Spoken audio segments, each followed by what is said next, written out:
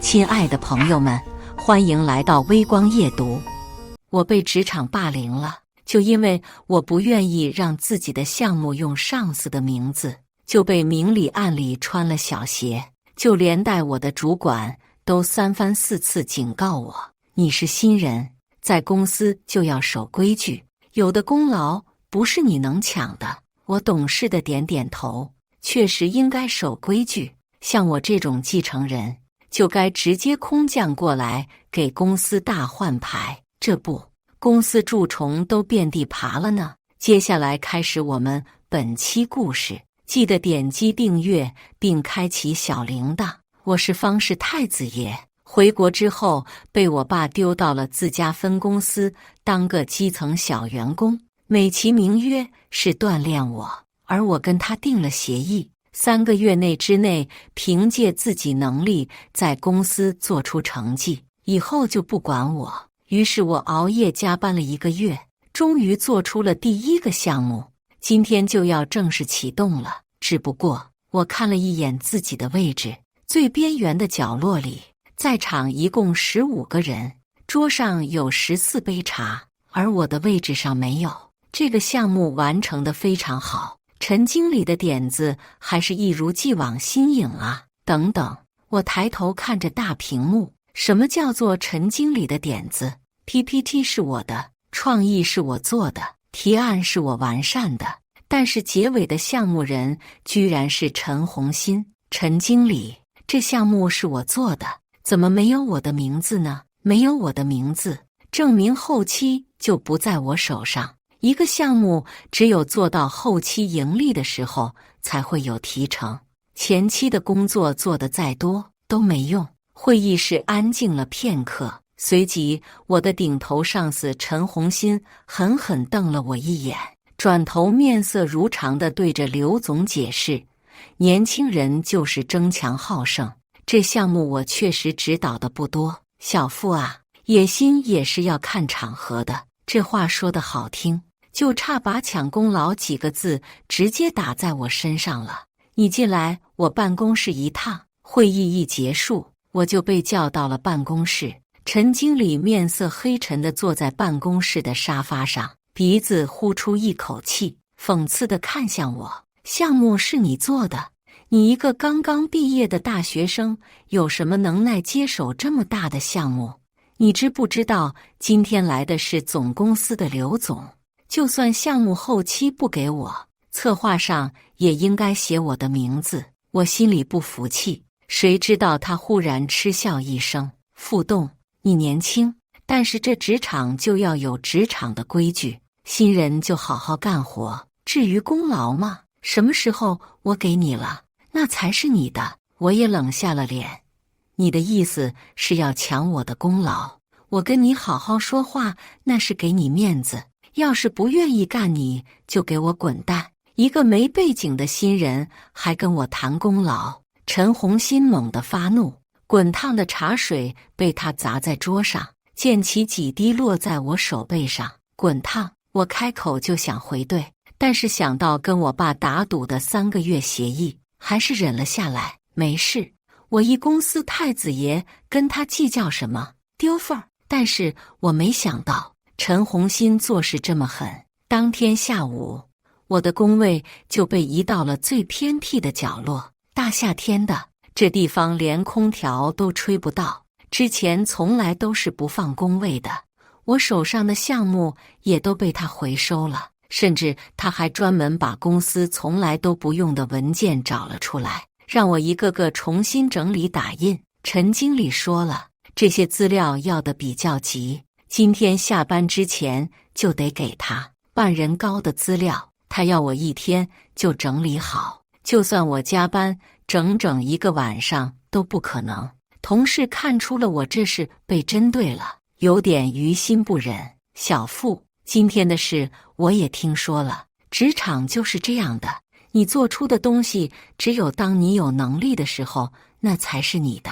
像咱们这种新人，只能忍气吞声。向哥，他经常这样抢功劳。向哥苦笑了一声，眼神扫了一圈周围。这话你以后还是少说。陈红新那人心思多，眼线也不少，要是传到他耳朵里去，可有的你好受的。我垂下了眸，心里略微有点不爽，想不到公司还有这么多蛀虫，看来不好好绞杀几只的话，公司不会干净啊。下午6点，我准时打卡，打算下班。陈红心却忽然站到了我工位面前，让你整理的资料呢？做不完，何况整理资料也不在我的职位要求里面。他威胁地眯了一下眼睛，你还没转正吧？要是上班期间连上司安排的工作都做不完，趁早滚蛋吧。确实有人该滚蛋了，不过很可惜，不是我。听说今天有新领导过来检查，就连陈经理都一大早过来了。是啊，还好我最近工作没出什么错，这个月全勤也是满的。哎，你们看见小付了吗？陈经理的视线在人群里面扫了一眼，没看到我，冷笑一声。他还以为是个多硬气的，没想到昨天说了那么几句，今天就不来了。也是，这种本来就只会读书，没有半点能力的书呆子，在职场怎么可能混得下去？还国外留学回来的呢，还不是要在他手下讨口饭吃？他的脊背挺得更直了。于是当我跟我姐一起进来的时候，看到的就是公司这副全副武装的样子。大家看到我之后都纷纷惊讶，陈红心更是瞪大了眼。傅栋，你上班迟到就算了，怎么还跟在方总身后？对不起方总，是我没有管理好手下的人。傅栋是新来的，有点不懂事，在职场新来的不懂事就是大忌。偏偏他还着重强调了我迟到，可真是不遗余力的给我挖坑啊！方总，陈经理说的对，我确实不懂事。昨天陈经理改了我的项目，用了他的名字，应该是打算好好培养我，让我不要尽快出风头的。但我真是太不懂事了，陈经理，我回去想了很久，终于想明白了，您这都是为我好啊！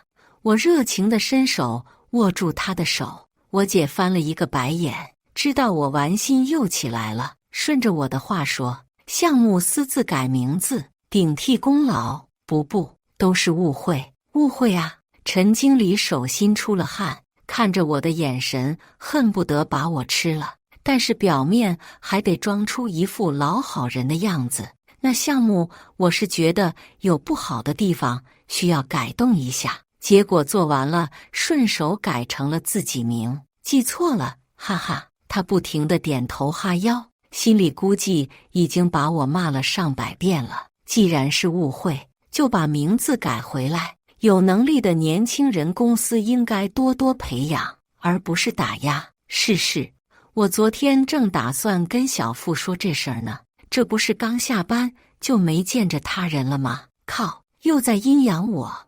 我姐来巡视一趟就走了，但是很快我就发现公司人看我的眼神更不对劲了，就连向哥都欲言又止。向哥，大家这是怎么了？小付啊，你跟方总今天是电梯里面偶遇的？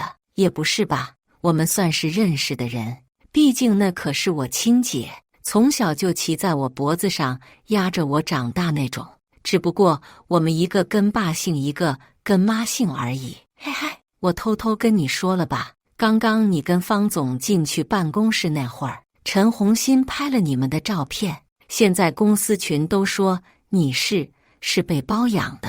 哈，被我姐包养，这么离谱的话是谁传出来的？他还说了什么？反正都是一些不好听的话，现在公司上下都传开了。我四周看了一眼，果然看到大家的眼神都隐晦地看着我，甚至有人还专门阴阳怪气了一句，有的人就是比我们命好，刚上班就开上法拉利了。啧，还以为是家里有本事，没想到啊，是人家小兄弟技术好，哈哈哈！许哥幽默了。我抬眼看向说这话的人，法拉利很稀奇吗？那不过是我最普通的车了。啧，没想到你还挺会装逼吹牛的。还最普通的车，怎么方总给你待遇这么好？要不我也去试试算了。没准方总一个女的，为了维持公司，平时少不得牺牲自己，这不是包个小玩意犒劳自己吗？我加快几步走到说这话的人面前，提起他的领子，一拳头砸了下去。你他妈再说一句！保安拉开我的时候，被我打的那个男人已经口鼻出血了。陈红心也黑下了脸。副栋，这里是公司，就算你跟谁有什么关系，也要遵守公司的规章。我跟谁有什么关系？陈经理，你是亲眼看到了还是听到了？上下嘴皮子一翻就是污蔑。小爷，我跟谁有关系？怎么自己不知道？谁没看到今天你跟在方总身后那副样子？副栋，你敢说你跟他没关系？就是，谁不知道方总已经有男朋友了，还来过我们公司几次呢？不过方总一个女人也真是的，整天跟公司这些男人打交道也就算了，现在居然还单独在办公室见男的。帮着陈红心说话的都是靠着他关系进来的，一个个都看我不顺眼。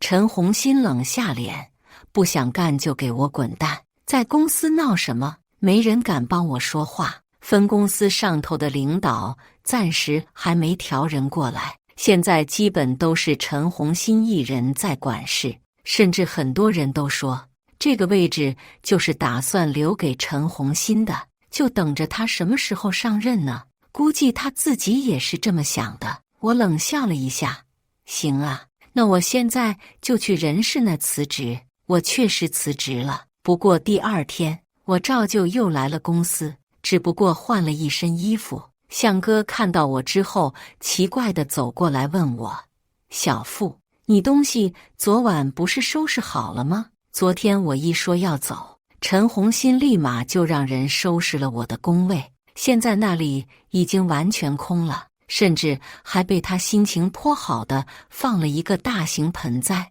一副小人得志的样子。这个岗位我确实是辞职了，所以我今天是来上任别的岗位的。向哥还想再问，但是公司人越来越多了，大家都好奇地看着我，不知道是谁消息灵活，忽然说了一句：我表姐是总公司的，听说咱们分公司今天要来总监了。总监直接空降啊，我还以为是陈经理升上去呢，来了总监，这可是大事。大家很快就把注意力从我身上移开了，都在商量未来总监是谁，甚至有个人看我站在这还不耐烦地翻了个白眼，离职了就别在这碍眼了，让开让开，我要倒水。这么大的路，他非要从我身边挤过去。准时9点，陈红心到了，他脸色极其难看，看来也是得知了空降总监的消息。看到我之后，更是鼻子不是鼻子，眼不是眼。你又来干什么？上班喽？你都已经被辞退了。副栋，要我把昨天你是怎么被赶走的重新在公司演绎一遍吗？他不屑地勾唇，眼里的讽刺犹如实质。我点点头，认真地说，确实要重演一遍。向哥，辛苦你把人事叫来一下。大家摸不着头脑，都一脸懵逼地看着我和陈红心，只有陈红心嗤笑了一声，像是在看我到底还能怎么挣扎。陈经理这几年在公司功劳不多，犯事不少，拉帮结派影响也挺差，听说还有骚扰女下属的事，所以今天就滚蛋吧。平地一声雷，陈红心不可置信地看着我，尤其在看到人事真的打算给他开辞退信的时候，整个人都懵了。你说什么？赶走我？副栋，你是不是昨天被打击到了，今天在这发疯呢？陈经理，根据劳动法应该给你这些赔偿，但是介于你之前做的那些事，给公司造成了名誉损害，公司现在代表受害者向你发起精神损失费，一共是5万块，您看下。陈红心完全呆愣了。他去年确实经常对一个新来的小女员工动手动脚，那女员工胆子小不敢闹，忍受了1个月，才终于哭着离职了。这件事早就已经过去了，他也就是看准了他胆子小，闹不出什么大事才下手的。都已经1年多了，怎么会又被提出来，还因为这么一件小事要辞退他？我为公司做出了这么多的成绩，就为了一个小小前台就要辞退我？他气得不行。这是谁说的？谁说要辞退我的？小爷我呗，你胡说什么？今天只有一个位置上任，是总公司那边调来的总监。你一个昨天才被我骂得走人的小员工，做什么梦？陈红心脸色都气红了，但是很快又反应过来什么，不可置信的一把抓过人事手上的那些表。第1张是给他的辞退信，第2张就是我的入职信息。傅栋，23岁，国外留学回来，职位总监。他死死盯着这张表，像是要活生生盯出一个洞来。但是不管再怎么接受不了，事情还是发生了。闹什么呢？不想做就滚蛋。我把昨天的话一字不动地还给他。哦，想做也得滚蛋。周围的人各种视线，陈红心脸上清清白白，好不精彩。最终从牙缝里面憋出几个好字，转头走了。只是那背影怎么看怎么狼狈。我收回视线，漫不经心地调整了一下手表。这段时间我在底层也摸得差不多了，该走人的今天就去找人事走人吧。今天早上还骂我挡路的那个男人，第一时间低下头，不敢跟我对视。谁能想到呢？一个毫无背景的实习生，居然就是他们的空降总监。这段时间他们都针对过他，还能留下吗？向哥，这段时间辛苦你照顾我了。副总监，我做的都是一个前辈该做的。向哥局促地坐在我面前，没了平时的自在。今天一个上午，人事那边已经收到5封辞职信了。这个节骨眼上，傅栋忽然叫他进来，他心里不可能不慌。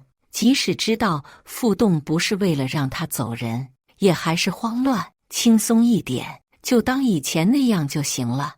我还有很多事要请教向哥你呢。陈红心走得匆忙，向哥你帮我看看这些东西都是什么。向哥接过我手里的一堆资料，越看脸色越难看。这些很多都是他们已经否决的提案，但是其中很大一部分被修改了，里面有好几个就是他做的。陈红心做这些干什么？其实我查到一些东西，陈红心这几年一直跟几家对手公司走得很近，这些提案很多都不错，但是他都否决了。副总监，这里面有一个项目，朝阳那边启动了，像洋气的不轻，那个提案是我熬了1个星期做出来的。陈红心当时非说不好，结果居然自己拿去卖了。他就说呢，当时他看到朝阳做那个项目时候的创意，就老觉得似曾相识，原来真的是他的。放心吧，他做了这些就一定有小辫子露出来。我冷笑一声，就看他能蹦跶到什么时候了。陈红心上午离职，下午就出现在了对手公司，从分公司辞退的那些他的关系户，通通都过去了。当天晚上，分公司群里更是大肆放谣言，说我都是靠着方总爬上了这个位置。我空降本来就让很多人心里有所怀疑，此时这个谣言一出来，所有人看我的视线都变了。但是我毕竟已经不是以前那个小职工了，虽然私下大家说的厉害，表面上还是不敢得罪我。副总监，有人在会客厅等您，说要见您。我挑眉，陈红心刚入职新公司就开始给我找事儿了，这个节骨眼上谁会来找我？你就是傅栋。支援跟你的那些传言我都听到了，我相信支援他不会是这种人，但是难免一些有心人会借此利用。你说是不是？你谁呀？面前的男人一身精英装扮，手上戴着的手表我倒是有点眼熟，只是正品早就被我2年前拍下了。原来是冒牌货啊！你这手表挺不错的。我意有所指地夸了一句，谁知道他不仅不心虚，反而脸上更得意了。只是一个比较喜欢的装饰品而已，前2年拍下的，8位数不算太贵。他收拾了一下表情，更加得意。支援这种女人不是你可以高攀得上的，我跟她才是同一个阶层的人。我知道这些传言对你有好处，你乐于看到这种场面，支援也没时间跟你计较这些事，但我还是不想再听到这些了。我扯开椅子坐了下来。所以你是他什么人啊？轮得到你管？回国这么久，我可没听说过我姐谈了个男朋友。我姓林，至于名字，我觉得你就没必要知道了。他意有所指，跟方氏平起平坐的确实有一个姓林的。我脸色古怪了一瞬，但是林家只有一个儿子，嘿嘿，还是个 gay， 高中的时候还跟我表白过。姓林啊，那你对方总确实挺用心的。我阴阳怪气，但是显然对面这个人压根就听不明白。他以一副胜利者的姿态，高高在上的斜了我一眼，丢下一句希望不要让他再听到这些传言，就走人了。我恶趣味丛生，忽然调出了办公室的监控，截图了几张比较清晰的，丢给了营销号。既然说自己是林氏的继承人，那就好好让大家都看看吧。不知道林青树那小子要是看到了，会不会直接冲过去发疯？豪门继承人可是经久不衰的大话题，几乎是照片一放出来就被顶上了热搜。我姐无奈地给我发了几条微信，别玩得太过火了，林氏不是好惹的。姐，这怎么是过火呢？没准他就是林氏的私生子也说不定。我这可是行正义。舆论不断发酵，而同时我和对手公司被邀请到了同一场活动里。行业里有头有脸的人今天都出现了，陈红心也来了。看到我从玛莎拉蒂上下来之后，极恨地看着我，但是很快又露出了一种快慰的笑。我把他的这些小表情看在眼里，装作什么都没发现的样子走进来。副总监，听说您刚来就给公司大换血，还得是年轻人啊，比不上刘总。刘总公司的一大半都是挖过去的吧？只是刘总果然还是上年纪了，墙角和垃圾都分不清了，什么都吃得下。你，陈红心也在一旁听到了，一口牙齿都要咬碎了。看着他们吃瘪，我就心情愉快。很快，我姐也来了。他代表的总公司富氏集团的总部，一进来身边就围了不少人，那个姓林的也跟在他身后，看起来倒是人模人样的，但我姐压根就没正眼看他，反而直接冲着我这边走了过来。副总监真是辛苦啊，在外面也得身兼数职。陈红心自以为扳回了一城，我直接走过去，当着他的面从公文包里拿出了几份资料。没你辛苦，挪用公款造假项目，泄露机密给对手公司。对了，今天我还给你带了礼物来。陈红心的脸白了，而在我身后，一个穿着朴素戴着黑框眼镜的女生慢慢走了出来，忽然声嘶力竭地哭了出来。你骚扰了我整整1个月，我不答应你就辞退了我，甚至还给我的每一家面试公司都打了招呼。你毁了我这2年，我恨你！我抬手一拳头砸了过去。打人这事儿，女生来不够疼，我来就行了。陈红心完全懵住了，怎么会这样？怎么会是现在？所有人面前的屏幕忽然闪烁，紧接着陈红心赶紧爬了起来，疯了一样指着屏幕。这些都是他冤枉我的。我在方氏做得好好的，怎么可能做出这些事？反而是他都是靠着女人爬上来的。画面上很快开始播放我跟我姐这些视频，不知道他从哪儿来的。视频里我姐穿着睡衣，姿态跟我无比亲密，有我跟她一起逛街的，我手里提着她的包，手上还拿着她的奶茶，有我们一起去游乐园的，我被她拉着拍照，带着她给我买的发箍。一男一女之间什么关系才会如此亲密？大家的视线来来回回扫视在我和陈红心身上，视频看起来不像是假的，但是我面前这个女生哭得也实在可怜。到底谁说的是真话？我笑了，看来这蠢货还真的把这些东西放出来了啊，确实很温馨。要不是你找出来，我恐怕还要整理不少时间呢。我一脸淡定的一脚踹了过去。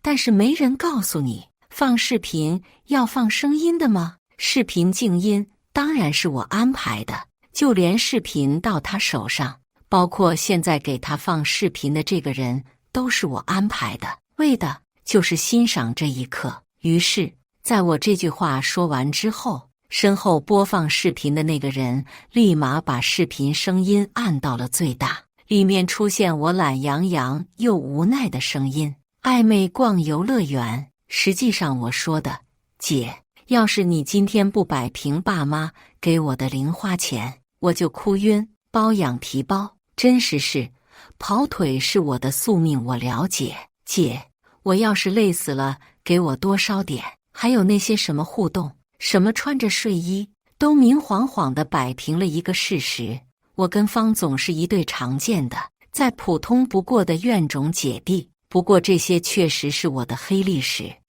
我那时候毕竟还没有1.8米，不够帅。陈红心瞪大了眼，陈红心心如死灰。姐弟？怎么会是姐弟呢？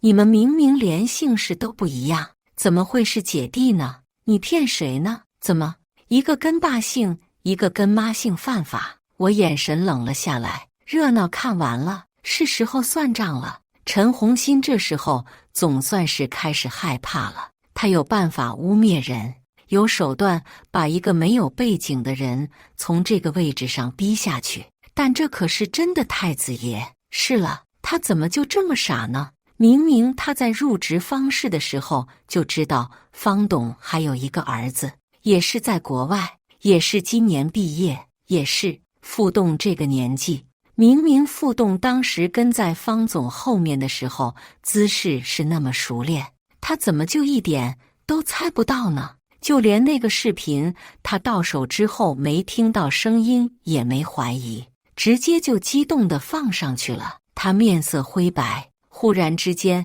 朝着我跪了下来。副总监，傅哥，傅爷，是我错了，是我之前有眼不识泰山。但是我都已经辞职了，您就放过我好不好？他咚咚的磕头，在场还有这么多人，这一跪，以后在整个行业里面那都抬不起头了。但是他顾不上了，我欣赏着他的狼狈姿势，甚至还掏出手机拍了一张照。你霸凌了我1个月，这张照片我就挂公司官网1个月吧。至于你做错的那些，算账的人已经来了。陈红心一脸僵硬的回头，随即立马跌坐在地上。财务、警察都来了，一个都不少，全部都来了。他挣扎着，尖叫着，不停地求着我姐，但还是很快就被联手拉了下去，像是一堆真正的垃圾。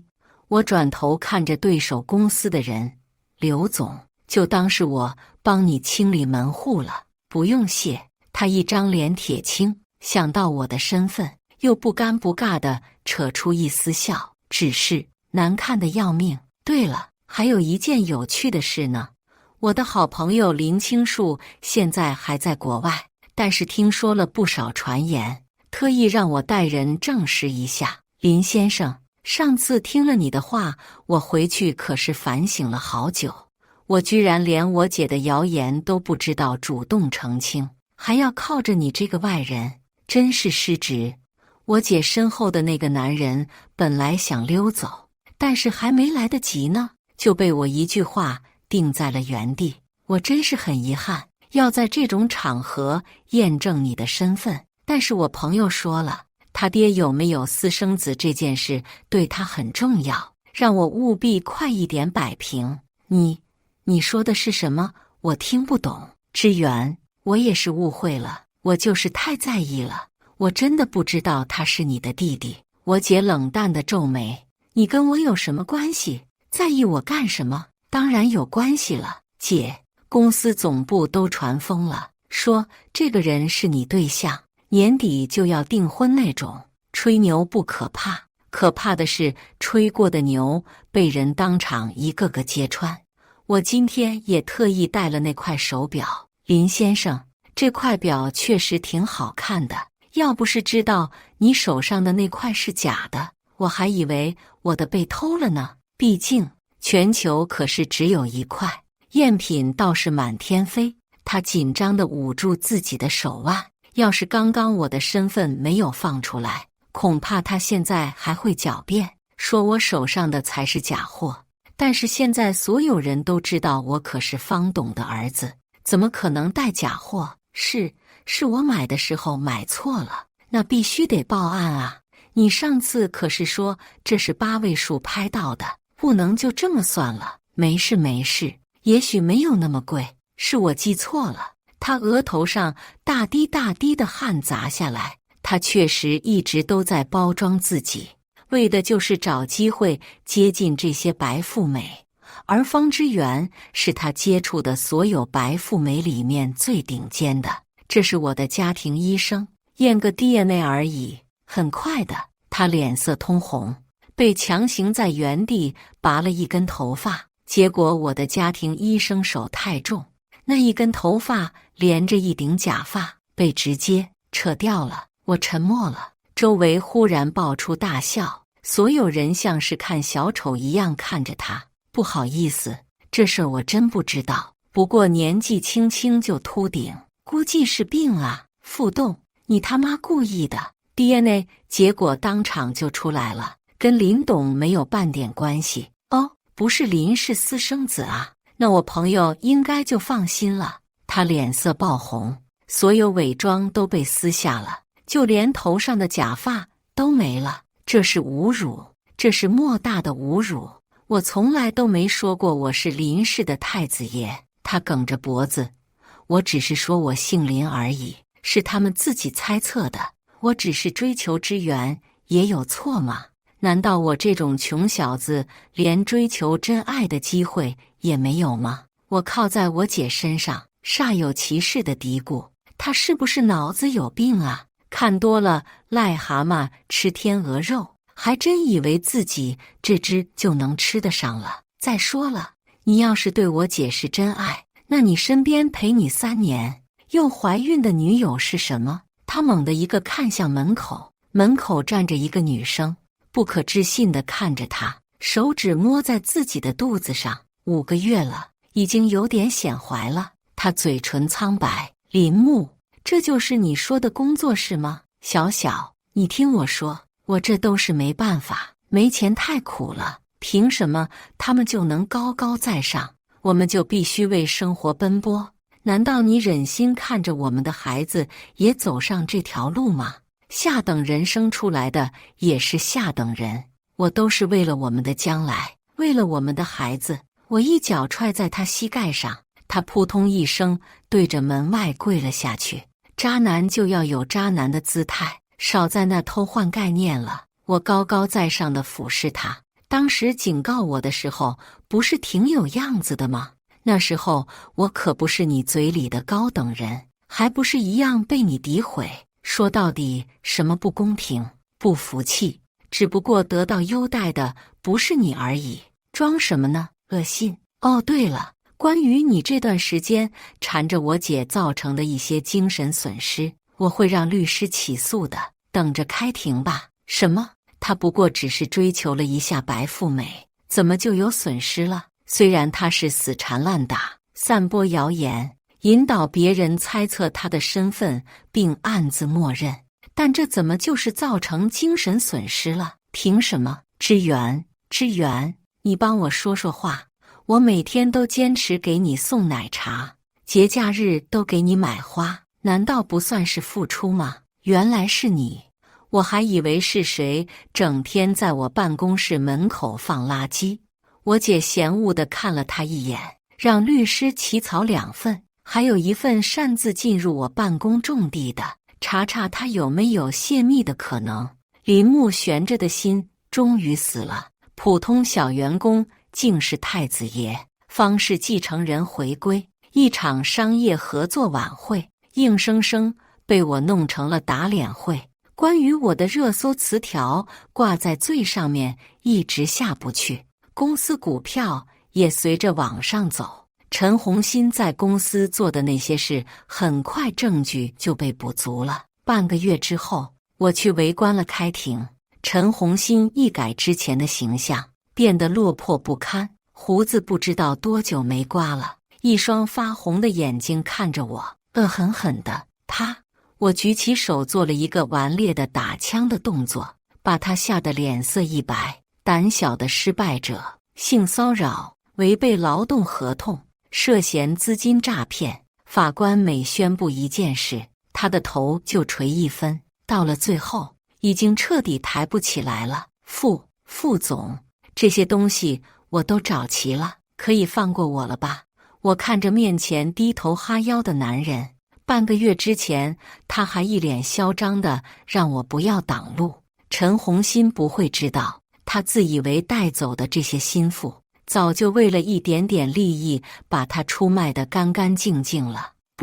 也许他很快就会知道了，毕竟这些东西你也参与了吧？自己进去吧。小爷，我懒得动手了。副总，你不是说只要我指证他就放过我吗？副总，法律又不是我规定的，我放过你也没用呀。我只是个遵纪守法的资本家而已，不是吗？我坐上玛莎拉蒂，带着新换的一块8位数手表，孤独地叹口气。平平无奇的资本家也得工作啊！感谢大家的观看，本期故事精彩吗？欢迎大家在下方评论区吐槽。如果你喜欢这类故事，记得点击订阅微光夜读，并分享给更多的人，这会对我帮助很大。